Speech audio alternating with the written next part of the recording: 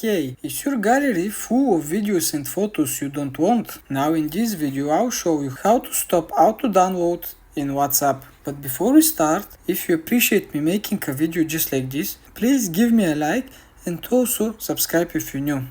Okay, let's get started. To stop auto download in WhatsApp, first step is find your WhatsApp and go into it. After that, click on settings. This is at the bottom right corner of your iPhone, or if you have Android device, this is maybe at the top right corner. Okay, click on settings and here scroll down and find chats option. Click on it. And here the second option is save to photos, and under this option you will see what it actually means, and it says automatically save photos and videos you receive in photos, and just switch it off. And now if you want to download a video or photo that you like, you have to do it individually.